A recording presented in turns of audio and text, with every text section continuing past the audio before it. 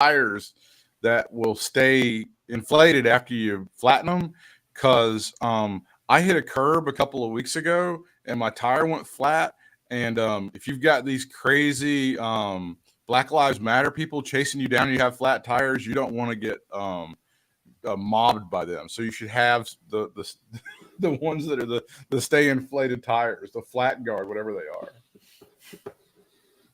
That was part of, he said, what you should spend your money on right now. Come on. I just shared.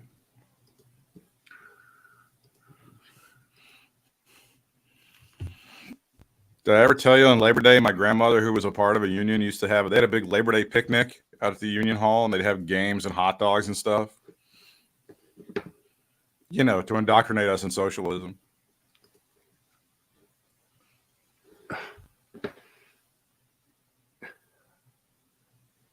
What about that little crowd that Biden could only draw? What about that? What about that? Look like Nazi. What about that?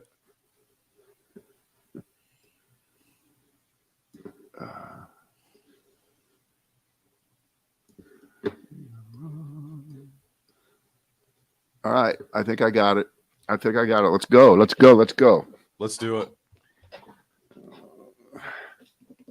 Let's go for two, because we might get it blocked if we go for one. I was thinking he was going to go for two. Yeah, you don't get in as much trouble going for two and missing it as you do kicking it 4 feet off the ground. Yeah, that's true. Right. Yeah, you do get more trouble. That's always been true. All right. Let me turn it. There we go. It's the Brad and Britt cast. First one for this week. And due to scheduling issues, we only have 3 this week. I don't know how that worked out, but we only have 3. That'll be Tuesday, Wednesday, and Thursday that we lay them down and smack them, jack them, as they say. Wow, is that some old boss jock talk? No, that's from Airplane. Oh, okay. That's from Airplane. All right. Don't you remember? Do you speak jive? Yes, yeah. I do. Yeah. Barbara Billingsley. Yeah, remember? Come on, Holmes. Yeah. All right. I want to start by answering your taunt. What's my taunt? Your taunt of me in a private message, and as you know, private messages are supposed to say private, but I'm blowing the lid off of this one. You viciously questioned my sanity for watching the entire 2 hour, and it was a full 2 hours of Trump yakking in Pennsylvania on Saturday night, early in the evening, and it coincided with the Ohio State Notre Dame football game, and you were just puzzled as to how someone like me, a long-time Ohio State fan, would set that aside to watch Trump. And the answer that I gave, I think, is a good one, which is, yes, I had the Trump rally on, but I also had my iPad, which actually the picture on my iPad is better than the one you see on TV. So I had the game on, sound down. I saw what was going on, and I got the glory of Trumpism for 2 hours. Now, the young people call that multitasking. That's what the young folks call that, doing 2 things. Also, at second once. screening. Now, which bullshit right wing fuckfest did you were able to stream? Which live 365 shoutcast were you able to stream it from? Well, it was on Newsmax, and it was on America Now or some. It's on your Roku thing. Those channels come in on the Roku. That's where the complete bullshit now channel. That's how you were able to stream it. Yeah, and I wanted to watch it in particular because I always tap out on these after about 15 minutes. That's been our policy, and usually the wife has set to the side. She has some divorce papers that all they need is a date and a signature. And she waves them at me. If we don't get out of here and stop watching this, it's going to happen. And it didn't happen, Satch. We went all the way. The pre-filled divorce papers. Now, do you get those from LegalZoom, or where can you get those? Yeah. Those are great. Yeah. All right. And when you're watching this kind of stuff with Trump, he'll say shit and you're, I can't believe I heard that. The problem is you can't rewind it because it's a stream. It's a live stream on TV. So you can't back it up and listen and listen over again. It's not as if when you're on cable and it's on a DVR, you can, okay. So I thought I heard Trump say something about he just had dinner with Mark Zuckerberg last week at the White House. I think that's just that can't be. That's too stupid. Yeah. It's too, well, I was right. I didn't know how right I was. But again, this is a perfect example of he just says so many dissembled, stupid, incoherent thoughts, the kind of thing that let's just play the whataboutism game before I play the clip, in case you haven't heard it. If Joe Biden said that last week he had dinner with John F. Kennedy at the White House, that will get rerun on Fox from now until you die, your children die, and their children are dead, right? It'd be the most evidentiary example of how out of it. All right, so here it is. Let me make sure I got this ready to rock here all the way. This is from Saturday night in Pennsylvania. And the great part of this, if you've seen a grab of this by the folks on Twitter and everywhere else that's available, they had split the screen because this was the Newsmax version, and half of the screen is an ad for a free gold coin celebrating the Trump years. Text Trump to 65. So he's only half the screen. That's what's so great about it. Here is the audio soundbite, cut 14.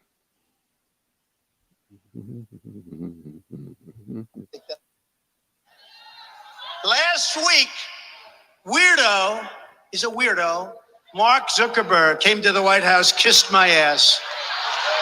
Kissed my ass. Sure, I'd love to have dinner. Sure, I'd love to have dinner. I'd love to bring my lovely wife. All right, Mark, come on in. Sir, you're number one on Facebook. I'd like to congratulate you. Oh, thank you very much, Mark. So he did it. He said it. I want to hear it again. He's a weirdo. Last week, Mark Zuckerberg came to the White House, kissed my ass. Kissed my ass. Sure, I'd love to have dinner. Is he? Sure, I'd love to have dinner. I'd love to bring my lovely wife. God. All right, So Mark, obviously his mind isn't working that well. You can't get him to shut up.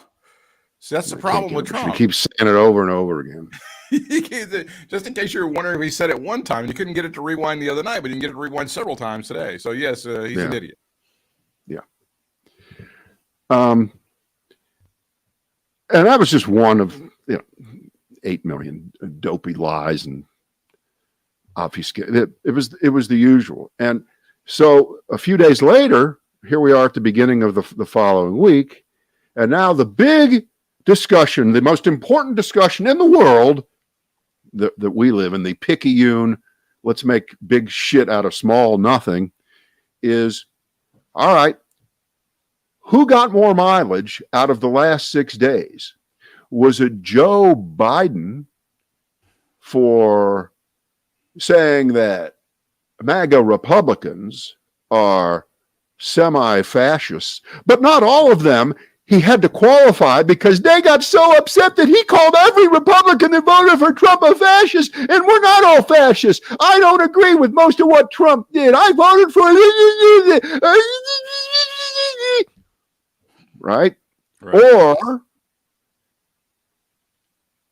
was that completely negated by what Trump did 2 days later, part of what you just heard? Just completely losing his shit, going for 2 hours. I don't know if that was his longest one ever.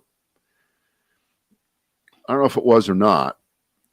Well, the stuff that Joe Biden does actually gets coverage. I mean, the stuff that even though it wasn't on the Trump shit is barely covered anymore. I know the networks didn't cover the Biden thing because they said it was political, which I think is kind of dangerous. But I'll tell you what this does. I don't think it matters who runs stuff live anymore. I think we're now past that. It just does not matter. It doesn't matter because, it's all out there. It all circulates around. But Trump called Joe Biden an enemy of the people. But for some reason, liberals aren't melting down today and demanding an apology from Donald Trump. Why could that be?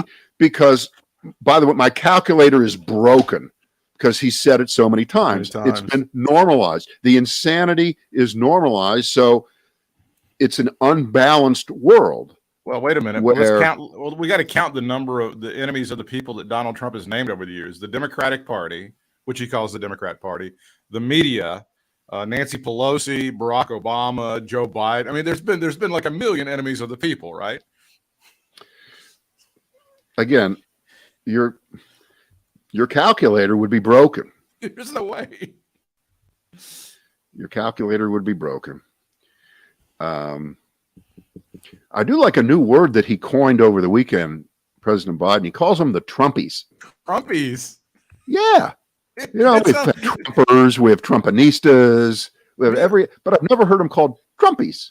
I think that should be an award. Like if you're a giant asshole, you should win a Lifetime Trumpy Achievement Award. Yeah. That should what it be. Yeah. The 2022 Trumpies. It's like for the biggest assholes in our society. Boy, get the trademark on that one right now. Give me a Trump. And by the way, another reason I wanted to watch it is I wanted to see what kind of insanity Trump would throw out there regarding the Florida situation with the documents. Yeah. And, he didn't disappoint. He just lied. And he played the victim all the way. My God, a man's home is his castle. They broke in and they went into Melania's closet and Barron's room. And he repeated this again because, one-off is a one-off. But when he says it over and over again, this is a mind that really is just shot. That he goes through this whole rigmarole about how the FBI came in and they placed all of those papers on the floor and then took pictures and made it look like I did that I would keep my office that untidy, that I'm a slob. That's the worst part of this, Britt. It's not that some foreign government may have our nuclear strategy, our secrets, that agents around the world who we depend on for intelligence may be threatened, may be killed. They may be dead already because this could have happened a year and a half ago because of this. Who knows? That's not important, Britt. It's the picture because Donald Trump is a very visual person. Did you know that? I swear to God, we still have people saying that. That's not even the most shocking excuse. Although, by the way, just to follow up on your point, the documents that weren't there and that your attorney said were not there were spread all over your floor, right? Is that what you're telling me, sir? Once again, you're admitting to something that supposedly you signed off on. The other admission was, I think on Fox and Friends, they were like, these are just folders that say classified on them. Doesn't mean there's classified stuff in them. They're just empty folders. He just needed some folders to put stuff in, and he grabbed the closest one. You fucking liberals, you're so out of your mind with. It's very hard, even on Fox, to find people that are saying that he won't be indicted. It's kind of difficult, but there's one or two that are out there that are still being complete dicks about this entire thing, right? To say the least. To say the least. Just one or two that are hanging on to the dream, but everybody else is pretty much, oh no, that's bad. He's gonna. Right. Now I don't know if he's gonna lose a trial, but he's gonna be indicted. Now on Monday, on Labor Day, this Trump judge, Aileen Cannon, down in Florida, gave Donald Trump the greatest legal victory in the history of legal victories. The most important decision. It's proof that this is all a sham. Every time.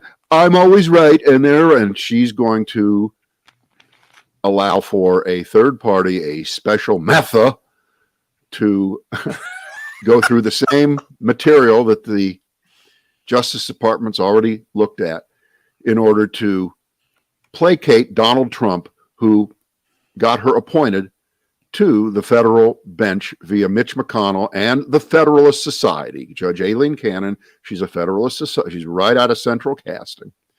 and she did Donald Trump's bidding by making what is arguably one of the worst decisions of your life about something where there was no reason whatsoever to have this done, to delay. And that's all the Trump wants, right? That's all he is delay until I'm dead. That is his strategy. Delay everything until I'm dead. But I don't think it's going to delay it all that long. And hopefully he'll be dead soon. So then maybe it will. I don't know. Well, okay. I wasn't thinking that way, but I'm sorry. I apologize. You're so positive about everything. That is the silver lining. You know what's coming in the fall? We got some of that spiced latte shit over at Starbucks and Trump dying. That's good. Yeah. So let's ask this question. When John Roberts was asked about whether the courts are political, his answer was, no, we're just there, especially the Supreme Court. We're all just there as umpires, and we just call balls and strikes as we see them. There aren't Trump judges or Obama judges or Bush judges or Clinton judges. I would submit to you that many of the appointees, specifically of Donald Trump, are more political and more able to be labeled as that President Trump judges than at any time in American history, which is what is part of the broad plan to take over the United States government, to render it feckless and non-democratic and autocratic and serving the needs of one particular party as much as possible. This is just an example of that. There's no question about it. And if Clarence Thomas isn't a Trump judge because Donald Trump didn't appoint him, he acts more Trumpy than any judge that Trump has ever appointed. Because remember, he was the one in the 8-1 decision over whether Trump had to turn over, whether documents had to be turned over in reference to another case. I mean, it's so obvious. It's just so obvious where Clarence Thomas is, which by, of course, connection to his wife, who should be right now in a holding cell in Mayberry somewhere, awaiting some trial. But of course, they're being very ginger about that too, because in Mayberry, you say, with the Kia there, so she can let herself in and out. Is that your fever dream on this? Yeah, that's it.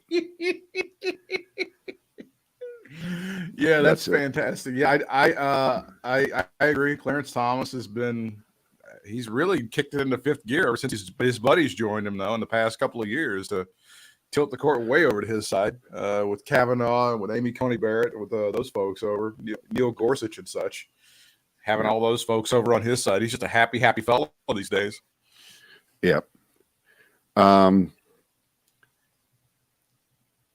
we have some reporting about this trial that's going on, and it's in the deposition stage against Fox News, where they're dragging in everybody from Fox News because of the defamation suit by the makers of the voting machines that were being attacked. Those corporations, Dominion Voting Systems, I guess, was the name of the company, and they want $1.6 billion from Fox, or Sean Hannity's next contract, whichever is bigger.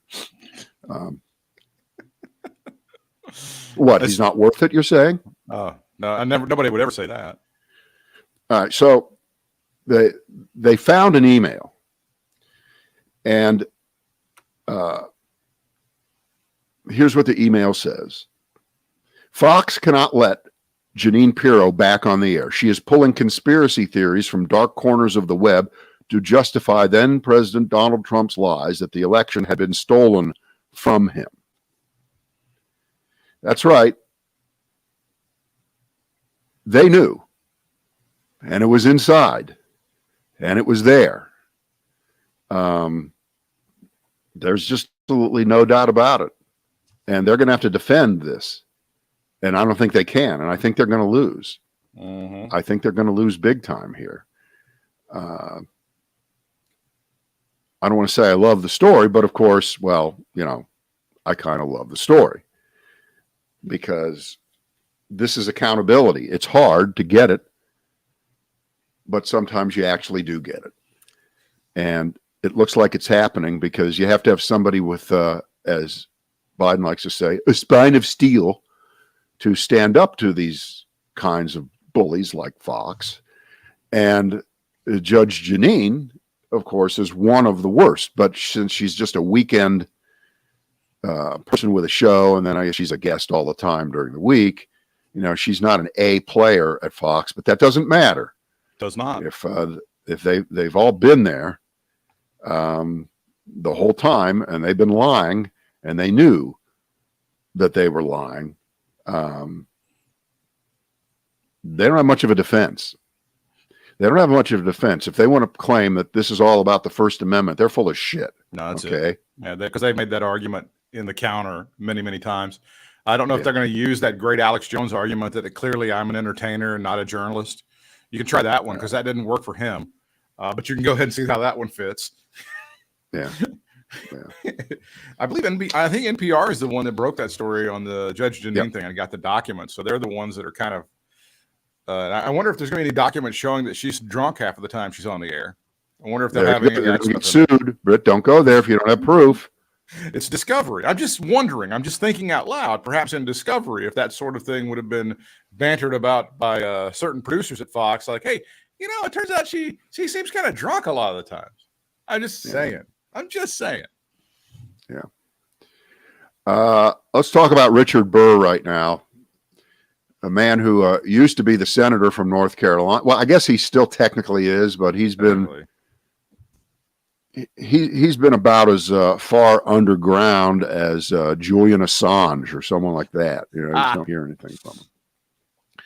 And he's been involved and been charged with all kinds of nefarious activities in terms of dumping stock right before the pandemic hit the headlines, so that he could avoid losses. And that case is moving along now because on Labor Day, the search warrant affidavit released detailed why the Justice Department launched a criminal insider trading and securities fraud investigation of our esteemed senator over what they called, quote, well-timed stock sales at the outset of COVID. Oh, and speaking of timing, he's decided to take some time off to spend more time with his hip. That was also an announcement that was made. Right. He's got hip surgery, so his hip can't speak right now, so the hip had nothing to say. So it's real simple, and the dating on this is wonderful because it coincides with my and my wife's last trip before COVID hit. We went to Hawaii on February 14th, 2020. Uh-oh. And we came back on February 20th, 6 days later. And it turns out that Burr had cut his allocation to stocks from 83% to 3%. Huh. In that time. Huh. That's right. He was exposed mostly in stocks. 83% of his was in, and then suddenly he told his broker to this is a financial term. It's over your head, Britt. I learned this in finance school. Run for the hills. Okay. Did he move that to cash or go into bonds? What was he doing there? He sold it. He just got rid sold of it. Got out of it. Didn't want the exposure. Relevant. He got out of the stock market. That's the point. Yes. And the estimation is that he avoided $87,000 in losses and then profited more than $164,000. So he assumedly bought things back fairly quickly after they tanked, and was a winner on both ends, because if you have pre-existing knowledge of things that other people don't, which is somebody calling you up privately before COVID really is hitting the big time. And I remember exactly what we were doing during those 6 days when we flew out to Hawaii on February 14th and we flew back on the 20th. How lucky that it were those are the same days that Burr was doing this shit. Little did we know. Burr, he's planning his financial future. Meantime, we're just out there in Hawaii having a good time. There's just no question about it that if you had some inside information from some financial people and medical people who said the shit is going to hit the fan, this is going to wreck the financial markets, Senator, get out. Nobody was saying that. Believe me, I would have paid attention. No one was saying that at that point. And it was that day, the 20th, where things really started to crater. Right. So his timing was just fantastic. He's good. His timing has been great ever since he's been in Congress, but especially since he's been a senator. So he was able to avoid the fastest and deepest recession there. That's what he was able to do in 2020. Yes, he was. Now, was he able to get back in on the other side and realize some of the games? We don't know. That we don't know. We'll just assume, hopefully, that somebody that goes that radically out of the market. Yeah. Because nobody does that usually with their retirement accounts. Because what's the first thing that you're told with you know what? Don't panic. No. Don't make a fast move because it's impossible to get back in. But not Richard Burr. Richard Burr is that good. He's that good. They have those targeted retirement accounts, and the closer you get to your date, they kind of gradually take you out of the stocks, put you in bonds. Not all at once. Not all of a sudden. Gradually taper it. He doesn't have to. I'm not saying you have to do that, but the timing here is just it's too good to be true. It would be delicious if they were able to nail this guy to the cross, because he's been fucked up for a while. It's been pretty obvious to anybody in North Carolina. He's flown beneath the radar on a million different things. He was actually forced to step up and become somewhat of a public figure when Trump was doing his bullshit, and Trump got pissed off at him because he had to obviously call balls and strikes, as we were talking about earlier, about some of Trump's wrongdoing on the Russian investigation and other stuff. There's more. Yeah. It's better. One of the bones of contention is that the feds are trying to get information from Richard Burr's phone records, from his phone. And they will. And wait a second. What do you think that Richard Burr's defense of you can't look at my phone to see if and when and who I might have been in touch with during that time? He is claiming that see if the name Lindsey Graham means anything to you.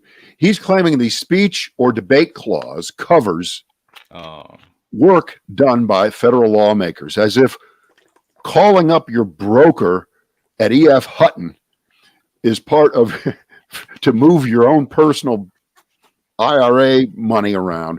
That apparently is official government business, according to Richard Burr.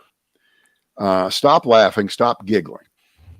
It's just too stupid to talk about. It'd be a shame if some of those records were deleted on purpose by Senator Burr, because that could be seen possibly as obstruction of justice.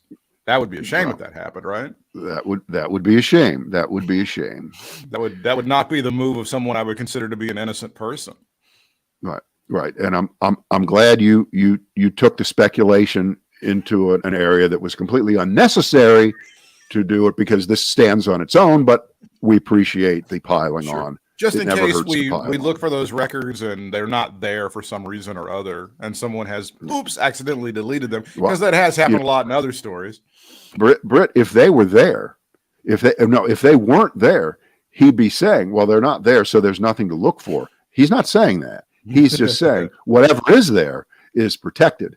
Yeah, like I am when I'm on the floor insulting Chuck Schumer. It's the same thing. Calling up your broker, same thing as insulting pending legislation or anything. Is E.F. Hutton still a thing? Does E.F. Hutton still exist? No. By the way, Biden gets the best old man out of touch hilarious reference. Doesn't really mean a thing. for what he said on Labor Day. He was in Wisconsin, I think. Mm-hmm. And he was getting ready to cut down and insult Ron Johnson, the senator who, again, this guy ought to be going to prison. He really should be. Yeah, he really should. And Biden was talking about, we've done this and this and this and this. And then he says something, I could get the clip, but you'll like it when I talk about it. He says, and then like that old song, Along Came Jones, along came Ron Johnson. And I'm thinking, boy, that one was lost on a lot of people because Along Came Jones was a huge hit record by the Coasters. I can't remember, it must have been like 1957. Okay. By the way, it's a great song. It's a funny song. It's a great song, but it's a little not of our time. It's a little dated. And I'm okay with it. It's all right. It's a real song. Also, a movie starring Gary Cooper that came out in 1945, which was also the same year that It's a Wonderful Life came out. So yeah, it's a little bit lost as far as a dated reference for sure. I don't know if the song and the movie are connected with each other, but by the way, if it's the movie, it's even older. An even older reference. God. Along Came Jones is a great song, though. You're right about that. Yeah, and then along came, yeah. It says 1959, originally recorded 59? In 1959. Okay. Good enough. 63 years ago, ladies and gentlemen. 63 years ago, when Brad Krantz had not even really made it into kindergarten. I didn't even know that song. I didn't know that song until years later. Yes, I didn't know it when I was That's 4. Great. I did not know it. What you know what I want to bring up one more little nugget here, and it's not a nugget, it's a broad idea, and it was really kind of crystallized last week on what's going on below the surface, because it's one thing to have fun with these clips and with the remarks and the all the surface bullshit. But it's what Republicans are doing below the radar for most of us that's so insidious. And this is, in effect, like nullification in the South after, say, the Supreme Court ruling on desegregation. We just don't believe in them. We nullify. Or remember, they were going to do jury nullification. Sure. During the O.J. Simpson trial. Well, we're going to acquit O.J. We know he did it, but that's tough. We're going to make up for whatever we thought was done wrong in the past. And that was wrong too. But all the stuff that we know that Republicans are doing, which is limiting access to the ballot box all over the country wherever they can, very often using legal tactics, but often using less than kosher strategies and tactics, and then denying that they're doing anything wrong. But the latest thing that they're doing now, and they're right out front with this, your state can pass a referendum on something. Mm-hmm. The voters can pass something on marijuana use, or minimum wage, or expanding Medicaid. The voters could, in a referendum, can say that. And you know what? Fuck you. We're just not going to do it anyway. Fuck you. Right. The example that I'll give here first is Missouri. They did pass a referendum to expand Medicaid. Okay. The voters. This wasn't like in the legislature. The voters. So that's totally above and beyond. Raise the minimum wage and legalize medical marijuana. Right now, they have an initiative to allow recreational pot.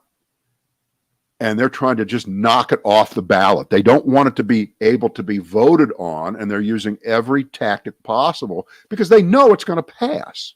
Mm-hmm. But in Michigan, this was the worst one of all. And I think this was last week, or maybe it was the week before, and it kind of was there, but nobody gave it that much attention. And this comes, about a month after the referendum out there in Kansas, where by a 60-40 margin, they reaffirmed, or they denied the legislature the ability to pass all this anti-abortion hardcore shit out there. They essentially came down on the pro-choice side. That was the vote, pro-choice.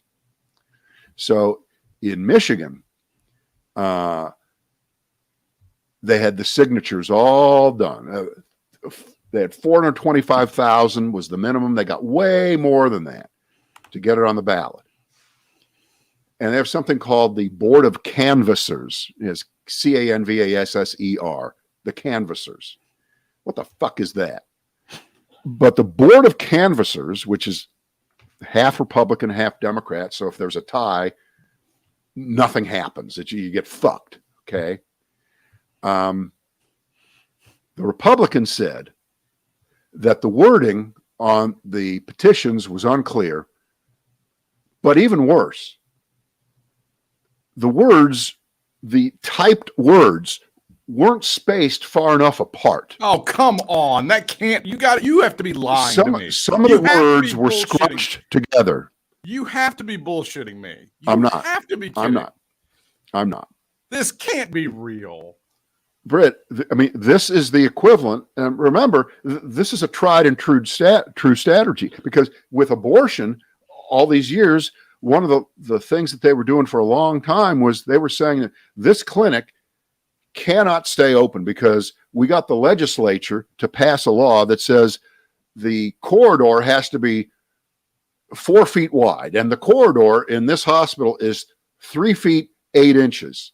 Sorry, got to close the clinic. That's the kind of shit that they were doing. Well, this is familiar. This is similar. This is the same thing. The words were, and by the way, one, it's not true, and two, it's obviously bullshit. Okay, that's going on right now.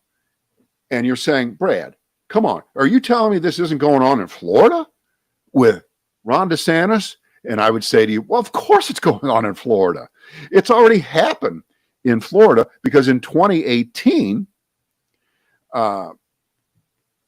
they had a referendum in the state of Florida, which when you hear what the referendum was, you well, this had to get dumped. This had to go down. It's Florida. Voting rights restored to felons.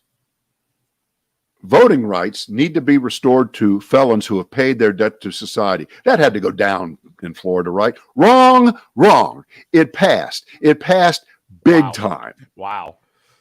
Big time. So what did they do in Florida after the people spoke? Well, they figured out a way to limit, and this became a constitutional amendment in the Florida Constitution. They figured out a way to fuck that over. And if you saw the news last week, what Ron DeSantis did is he found 20 people. He found 20 people that were going to get charged with illegal voting who had been felons. But of course, this is a very familiar story compared to others when I tell you the details, because these are 20 felons. They had been told at the registration point by Republican people who were in the registration process that they were allowed to vote. So they registered and they voted. Then it turned out that because of what DeSantis and the legislature did, it was some technicality. Maybe they hadn't paid a library fine. They weren't allowed to vote, so they broke the law by voting. So DeSantis dragged 20 of them up there in a little show PR stunt, and it's ridiculous. I think it's kind of backfiring on DeSantis on this one, but he'll probably get away with it. But the point is bigger than that. This is what they're doing all over the country. And in any state now that tries to put abortion rights in front of the voters as a referendum, it's never going to get to second base, because they're going to, if you'll excuse the expression, kill it in the crib. Sorry. And make sure that it doesn't get anywhere. And even if it does, they'll figure out a way to subvert it. But this is what they're doing. and we have to be aware of it. We have to know about it. We can't stand for it to happen. And at least where we live, I don't think for 1 second we can believe at any level what the Republican leaders said in trying to massage their views, their hardcore views on abortion rights. They're lying. Right. They're faking it. They're Right. pretending. If they got a supermajority in our legislature, in both houses, they'd pass instantly the same kind of draconian measures that you see in Texas and Oklahoma and Indiana and these other states, if they could just do it. Right now, they can't do it because they can't override a Democratic governor's veto. But remember, this was a 50-year plus project. And what's another couple years to them to wait to be able to pull some kind of crap like this if they can get a Republican governor in place to be able to sign legislation. But that's what they're doing. That's exactly what they're doing. And it needs to be paid attention to. All right. Now that's all I did. Did we leave any trivia off the table from over the weekend or anything of that sort? I guess there's still a lot of questions about that Pennsylvania race, where I think even some of the newspapers in Pennsylvania are questioning why Fetterman is not going to debate Dr. Oz. They're a little they're worried about his health and stuff. There's nothing to question. He is slow. Yeah. He doesn't speak that well. That being said, as you know, there is no constitutional amendment that says he has to debate. And like me, if he pauses a lot and tries to gather his thoughts before he speaks because he had a stroke and I'm just an idiot. And let's equate it this way. Let's play the equivalent game this way. Republicans will run anyone for office, no matter how big a piece of shit they are, no matter how sympathetic they are to conspiracy theories. Roy Moore, Herschel Walker. Right, exactly. And you know what the last line of defense always is? Well, we'll let the people decide. That's where the decision needs to be made, not with the press and not with polling. The people will ultimately decide, all right? And I think you have to lean on that one for this, because if John Fetterman himself said, you know, I can't run because I don't think I don't know what would happen. I don't know what would happen, and I can't think of anything. You know, well, obviously, you know, you hope he can continue to progress, and he probably will. I mean, when you look, for instance, at other stroke victims who haven't been completely disabled, if you look at, say, Gabby Giffords, who didn't have a stroke, she was shot. Yeah. But if you remember how impossible it seemed in the first year after she was shot that she would ever be able to speak or walk. I mean, she had brain damage, okay, and it's largely healed up. She's still not exact, but in terms of her thoughts, she's all there.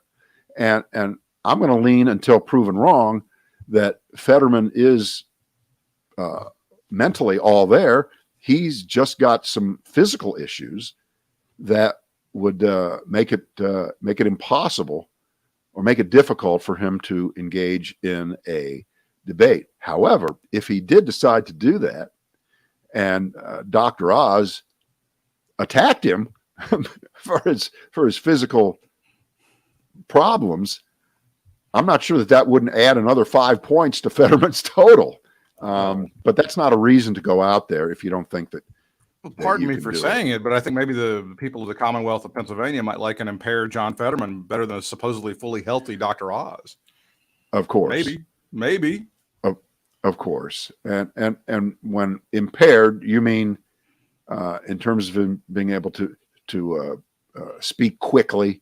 Yeah, and move. I'm not looking for him to run a quarter mile anytime soon. I don't think. That's right. That's right. Yeah, I have to check my history books. I think once we had a president who couldn't even walk. Can That's you what I believe hear. that? That's what I hear that's true, but I'm not sure. I'd have to look that one up. Possibly more than one, Brad, as they say. Yeah. So that's a tough one. I would hate to see the future of the Senate, for instance, hinge on people making a decision for that reason. I just hate to see it happen. Well, they've got a brain dead candidate in Georgia running as a Republican, so I don't understand what the problem is. I know it's perfect. It's it's so perfect that you can't go there. That's the problem. That's it. Yeah. Herschel Walker has all of his wits about him. How's that working for you? It's just ridiculous. It's just ridiculous. All right. Let's try this again for the Wednesday edition, okay? We'll do it.